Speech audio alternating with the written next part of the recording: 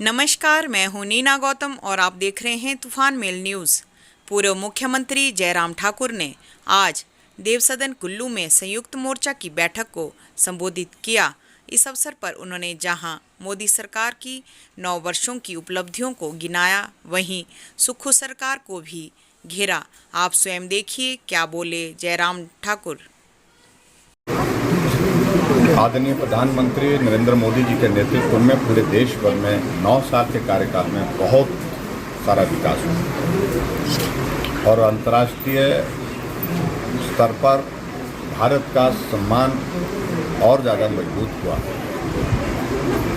और स्वाभाविक रूप से ये पार्टी के कार्यकर्ता होने के नाते ये हमारा दायित्व है कि हम केंद्र सरकार की 9 साल की उपलब्धियों को लोगों के बीच में ले जा करके लोगों को उसकी जानकारी दी और उसके साथ साथ में जो प्रदेश में भारतीय जनता पार्टी की सरकार 5 वर्ष रही,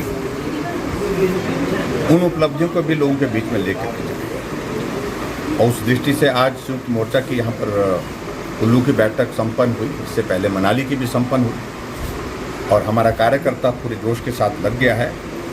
और जहाँ तक इस छोटे से प्रदेश हिमाचल प्रदेश के लिए नरेंद्र मोदी जी का जो योगदान रहा, सहयोग रहा, उसको हम कभी भूल नहीं सकते।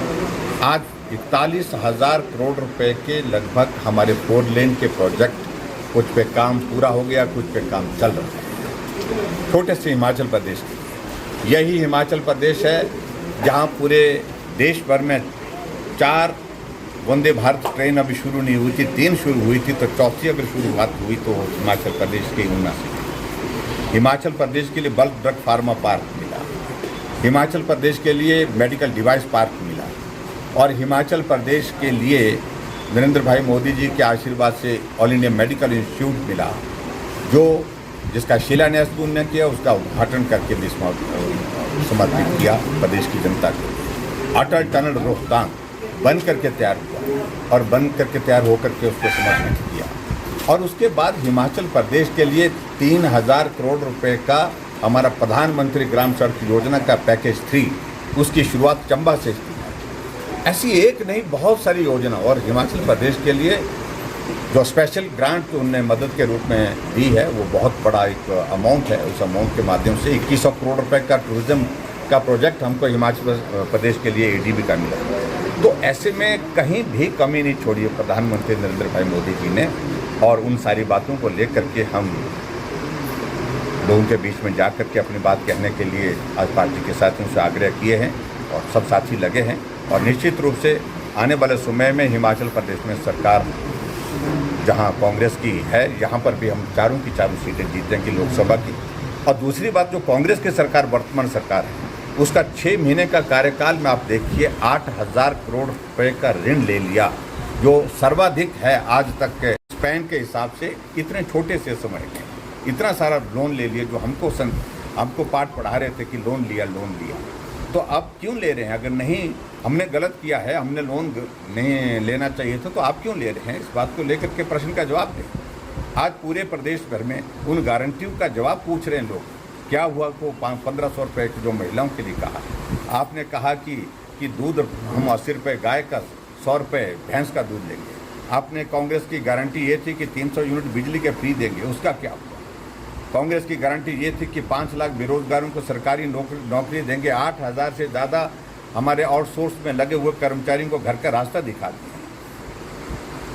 ऐसी बहुत सारी, गोबर की गारंटी इन्होंने दे रखी थी 2 रुपये किलो के हिसाब से।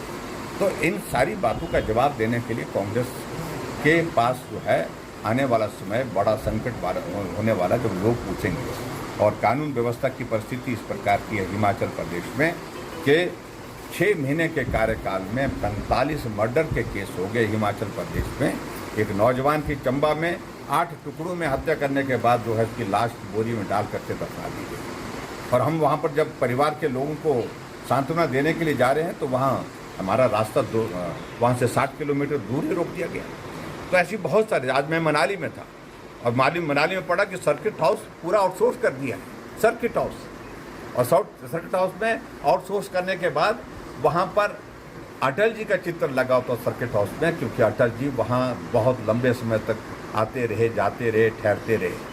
नरेंद्र भाई मोदी जी का वहाँ पर फोटो लगा, तो वो तो वर्तमान में प्रधानमंत्री हैं। लेकिन वहाँ से फोटो हटा दिया गया। बहुत विचित्र परिस्थिति है ये कांग्रेस की, जिस प्रकार से ये सारी चीज़ें कर रहे हैं। और मैं सिर्फ इतना ही कहना चाहता हूँ कि आने वाले समय में जब लोकसभा का चुनाव आएगा, लोग इनको सबक सिखाने के लिए इंतजार करें। सर का जिक्र कर रहे हैं, लेकिन चारों तरफ अव्यवस्था का दौर है और सुख की सरकार मालूम नहीं अभी तक प्रदेश की जनता ये जानना चाहती है वो सुख प्राप्त किसको हो रहा है। सिवाय मंत्रियों के CPS 6 बना दिए गए, अपने साथी जो है वो कैबिनेट रैंक के साथ बिठा दिए गए। तो ऐसे में बहुत सारी चीज़ें हैं जो जिसका जवाब लोग मांग रहे हैं। दलों के लोग जो है आगे आकर के जो यूनिफॉर्म सिविल कोड की अगर बात कर रहे हैं, तो मुझे लगता है कि इसमें बहुत सारे लोग हमको समर्थन और सहयोग करेंगे। और ये आज की आवश्यकता है। जो परिस्थितियाँ पूरे देश भर में जिस प्रकार की बन रही है, नागरिक सब समान होने चाहिए। अगर एक परिवार को एक सुविधा है तो दूसरे परिवार को भी उसी सुविधा के अंतर्गत लाना चाहिए। ठीक है।